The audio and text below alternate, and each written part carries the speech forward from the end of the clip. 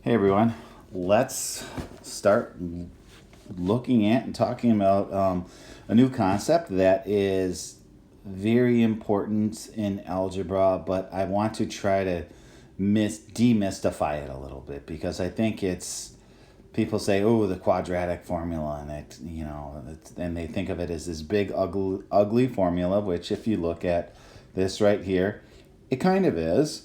But I want to try and break it down in a way that you're going to see it, that you can find it yourself if you forget it, and you're doing some kind of a test or something that doesn't provide it for you. I want to show you a way you can find it, and just basically show you that it's useful, it's good to know, and it's not a scary thing. So our introduction to it is this video shouldn't be too long here. Basically, this thing we're looking at here at the bottom of this page is the formula itself, and it's saying that you can find the value of x. All right, by plugging in all these things and then dividing by 2a. So let's kind of let's do a quick little rewrap on something here before we dive into this any further. First of all, they're using a, b, and c in that formula all come from the standard form of our quadratic equation. All right, so they're using a, b, and c in that quadratic formula. Now, it doesn't matter if A is positive or negative, B is positive or negative, C is positive or negative. You're going to take whatever the value is there and you're going to put it in the formula, and then you'll apply any signs that are in the formula to that. All right, so you'll kind of see what that looks like later on. I think that's the easiest way to get tripped up with this formula, is just saying, well, it's already negative, why do I got to put another negative in? And it's just a matter of substituting things incorrectly. So a, b, and c can be any positive or negative real number. They could even be fractions, decimals, anything. That's what's nice about the quadratic formula, is that you really can use it for any kind of number. It works quite well.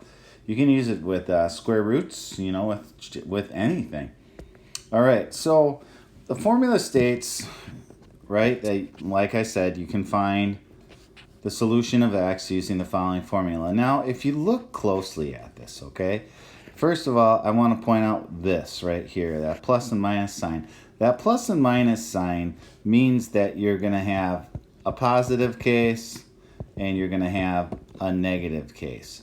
So the weird thing about this is, and this is a big thing, is for a lot of these, you get two answers.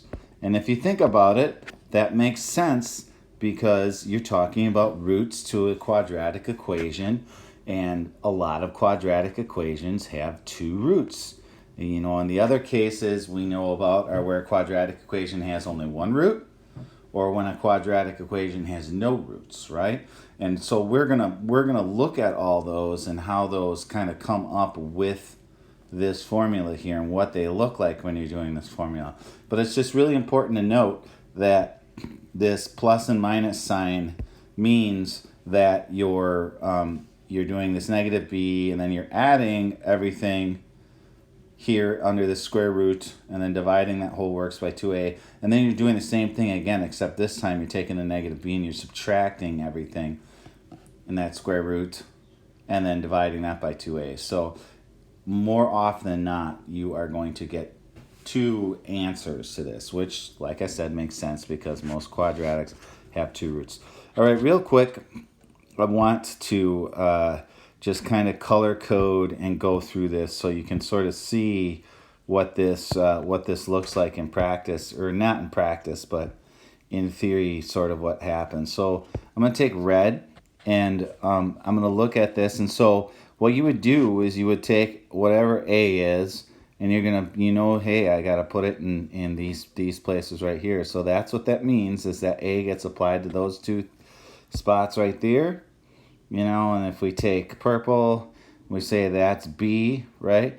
Then B is going to be put in there. You're going to take the opposite of it using that sign, right? And then you're also going to square it right there. So B gets used in two spots, A gets used in two spots, and then finally good old C just gets used in one spot in this, and that is under the radical sign being multiplied by negative 4a. All right, so there really isn't a whole lot more to say about this formula other than the fact that we've got to practice using it. But before we do that, I really want you to watch the next video, even though you're going to think it's a waste of your time, but it's really not, because it shows you how to derive the formula. And I think this is good if you find yourself in a situation where, what is that formula again? And maybe you can't use an electronic device to help you Google it. So we're going to do that next, and hope to see you there.